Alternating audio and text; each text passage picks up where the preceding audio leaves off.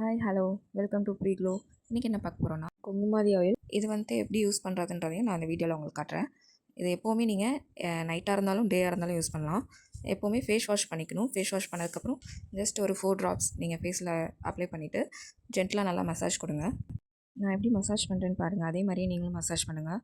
உங்களுக்கு கண்ணு கீழே அந்த கருவளையம், அப்புறம் ஃபேஸில் அங்கங்கே பிளாக் டாட்ஸாக இருக்கிறது, பிம்பிள் வந்துட்டு அந்த மார்க்ஸ் கிளியர் ஆகாமல் இருக்கிறது, அது எல்லாமே ஃபுல் கிளியர் ஆகிடும். நிறைய பேத்துக்கு இந்த ஆயில் ஸ்கின்ஸ் இருக்கும். ஸோ அதனால் உங்களுக்கு பிம்பிள் அடிக்கடி வருதுன்னு சொல்லுவீங்க.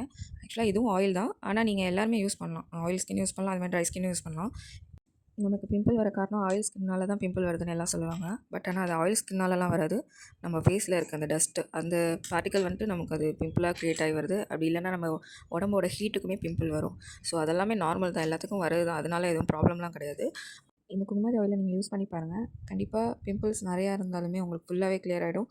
நல்லா கிளியர் ஸ்கின் டோனாக தெரியும். யார் வேணாலும் யூஸ் பண்ணலாம். ஸோ அதனால் எதுவும் சைட் எஃபெக்ட் எதுவும் இருக்காது. Saffron, carrot, rose petals, மஞ்சிஸ்தா, castor oil, coconut oil, அது இல்லாமல் ஒரு 5 ஹெர்ப்ஸ் ஆட் பண்ணி தான் பண்ணியிருக்கோம். ஸோ அதனால் நல்ல ரிசல்ட் இருக்கும். ஸோ இதெல்லாமே உங்களோட ஃபேஸில் இருக்க டஸ்ட்டு எல்லாத்தையுமே கிளியர் பண்ணி ஈவன் ஸ்கின் டோனாக கொடுக்கும். நல்ல க்ளோயிங் ஸ்கின் டோன் இருக்கும். இன்னும் இந்த குங்குமாதி ஆயிலை ட்ரை பண்ணி பாருங்கள். வெப்சைட்டில் புக் பண்ணிக்கலாம், www.preclo.in.